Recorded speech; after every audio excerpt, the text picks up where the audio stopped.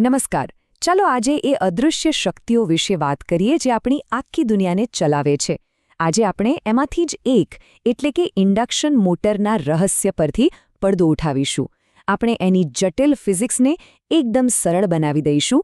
એક એવું શક્તિશાળી ટૂલ બનાવીશું જેનો ઉપયોગ કરીને એન્જિનિયરો મોટર બનાવ્યા વગર જ કહી શકે છે કે એ કેવી રીતે ચાલશે. એને કહેવાય છે ઇક્વિવેલન્ટ સર્કિટ. તો ચાલો આ સફર શરૂ કરીએ. આ છે આપણો આજનો રોડમેપ. આપણે શરૂઆત કરીશું એ સમજવાથી કે મોટરનું મોડલ બનાવવું જ શા માટે જરૂરી છે. પછી એની બે ભાગમાં વહેંચાયેલી સર્કિટ જોઈશું.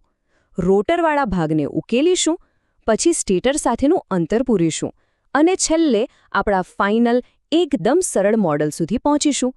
સ્ટેપ બાય સ્ટેપ, એક મોટી સમસ્યાથી એક સુંદર ઉકેલ સુધી.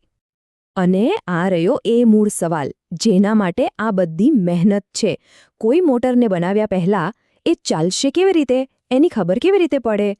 એન્જિનિયરિંગમાં આવા મોડેલ હોવા ખૂબ જ જરૂરી છે, કારણ કે એનાથી સમય, પૈસા અને મહેનત બધું જ બચે છે. આ કોઈ ખાલી ભણવાનો સવાલ નથી, પણ રિયલ વર્લ્ડ ડિઝાઇનનો પાયો છે. તો આપણે શા માટે એક મોટરનું મોડેલ બનાવીએ? જવાબ છે ભવિષ્ય જાણવાની શક્તિ મેળવવા માટે. જ્યારે આપણે એક એવું ઇલેક્ટ્રિકલ મોડેલ બનાવી લઈએ જે આપણને મોટરના વર્તનને સમજવામાં અને એની આગાહી કરવામાં મદદ કરે, ત્યારે સમજો કે આપણે એ જટિલ મશીન પર કાબૂ મેળવી લીધો છે. ઓકે, અહીં એક એવી વાત છે જે બધું જ સરળ કરી દેશે. બસ આટલું મગજમાં રાખો, ઇન્ડક્શન મોટર એટલે બીજું કંઈ નહીં પણ એક ફરતું ટ્રાન્સફોર્મર. આ એક વિચાર જ આગળની બધી ગૂંચવણોને ઉકેલી નાખશે. આ સરખામણીને બરાબર યાદ રાખજો, કારણ કે એ જ આપણી ગાઈડ બનશે. ચાલો, તો શરૂઆત કરીએ આપણા સ્ટાર્ટિંગ પોઈન્ટથી. આ છે મોટરની ફિઝિક્સને દર્શાવતી એક ડિટેલ્ડ બે ભાગમાં વહેંચાયેલી સર્કિટ. આ જ આપણી પહેલી છે. એક જટિલ ચિત્ર જેને આપણે એકદમ સરળ બનાવવાનું છે. હવે અહીંયા જ તો ખરી સમસ્યા છે. જુઓ, ડાબી બાજુ છે સ્ટેટર સર્કિટ અને જમણી બાજુ છે રોટર સર્કિટ. પ્રોબ્લેમ શું છે કે આ બંને ઇલેક્ટ્રિકલી જોડાયેલા જ નથી, માત્ર ચુંબકીય રીતે જોડાયેલા છે. જાણે કે બે અલગ દુનિયા હોય જે એકબીજાની ભાષા જ નથી સમજતી. તો પછી આપણે આ બંનેને એકસાથે એનાલાઇઝ કઈ રીતે કરી શકીએ? સારું, આટલી મોટી સમસ્યાને એકસાથે ઉકેલવાનો પ્રયત્ન નહીં કરીએ. ચાલો એના ટુકડા કરીએ. આપણી આ સફરનું પહેલું પગલું, આપણે ફક્ત કોયડાના રોટરવાળા ભાગ પર જ ધ્યાન આપીશું. ચાલો એને પહેલાં ઉકેલીએ.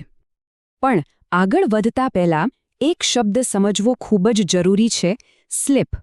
એકદમ સરળ શબ્દોમાં કહું તો, ચુંબકીય ફિલ્ડ જે ગતિથી ફરે છે અને રોટર ખરેખર જે ગતિથી ફરે છે, એ બંને વચ્ચેનો જે તફાવત છે એ જ સ્લિપ છે. અને આ તફાવત વગર તો ટોર્ક પેદા જ ના થાય. સ્લિપ જ એ વસ્તુ છે જે મોટરને કામ કરવા મજબૂર કરે છે.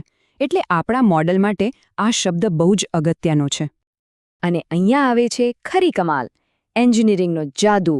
આ 3 સ્ટેપનું ટ્રાન્સફોર્મેશન જુઓ. આપણે શું કરી રહ્યા છીએ?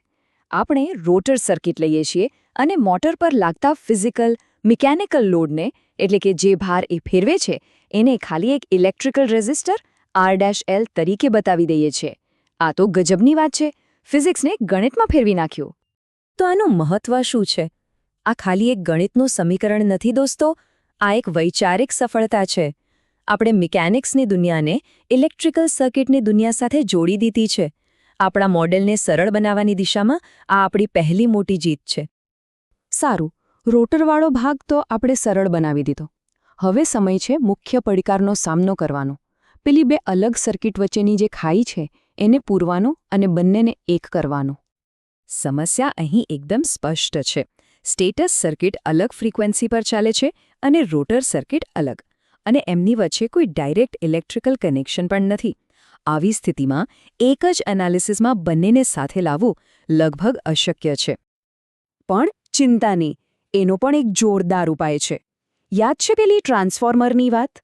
જે રીતે ટ્રાન્સફોર્મરમાં આપણે એક બાજુની પ્રોપર્ટીઝને બીજી બાજુ રિફ્લેક્ટ કરી શકીએ છીએ, બસ એ જ ટેકનિકનો ઉપયોગ કરીને આપણે રોટરની બધી પ્રોપર્ટીઝને ગણિતની મદદથી સ્ટેટર બાજુ ટ્રાન્સફર કરી દઈશું.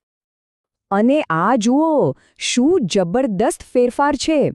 ડાબી બાજુ છે આપણી જૂની બે ભાગમાં વહેંચાયેલી સર્કિટ અને જમણી બાજુ રોટરના બધા ભાગોને સ્ટેટર બાજુ ખસેડીને આપણે એક સળંગ એક જ સર્કિટ બનાવી દીધી છે. બસ પ્રોબ્લેમ સોલ્વ્ડ. તો હવે આપણે આપણી મંઝિલ પર પહોંચી ગયા છીએ. આ છે આપણું અંતિમ એકીકૃત મોડેલ. ચાલો જોઈએ કે આ કેટલું શક્તિશાળી છે. અને આ રહ્યું આપણું અંતિમ પરિણામ, એપ્રોક્સિમેટ ઇક્વિવેલન્ટ સર્કિટ. જરા જુઓ તો ખરા, આપણે ક્યાંથી શરૂઆત કરી હતી? એ જટિલ 2 ભાગવાળા ડાયાગ્રામથી. અને હવે આપણી પાસે આ કેટલું સુંદર અને સરળ સર્કિટ છે. ઓકે, બધું બરાબર છે. આટલી બધી મહેનત કરી, પણ આનો ફાયદો શું? આ નવા મોડેલથી આપણને શું મળશે? ફાયદાઓ જ ફાયદાઓ છે. આ એક નાનકડી સર્કિટનો ઉપયોગ કરીને એન્જિનિયરો હવે મોટરની ટોર્ક સ્પીડ, એની efficiency, power factor, starting current અને મેક્સિમમ ટોર્ક આ બધું જ સરળતાથી ગણી શકે છે. આ દરેક વસ્તુ મોટરની રિયલ વર્લ્ડ પરફોર્મન્સ માટે ખૂબ જ જરૂરી છે. આ ખરેખર અદ્ભુત છે. ખાલી એક જ મોડલ અને એનાથી દુનિયાભરની લાખો કરોડો ઇન્ડક્શન મોટર્સ કેવી રીતે ચાલશે એની આગાહી અને ડિઝાઇન કરી શકાય છે. આ છે એન્જિનિયરિંગના એક સરળ ટૂલની તાકાત. અને જતાં જતાં એક વિચારવા જેવો સવાલ, આપણી આસપાસ બીજા એવા કયા જટિલ મશીનો કે સિસ્ટમ્સ છે જેની અંદર આવું જ એક સરળ અને સુંદર મોડેલ છુપાયેલું હોય અને બસ એને શોધવાની રાહ જોઈ રહ્યું હોય? આ રીતે વિચારવાથી દુનિયાને સમજવાના નવા જ રસ્તાઓ ખુલી જાય છે.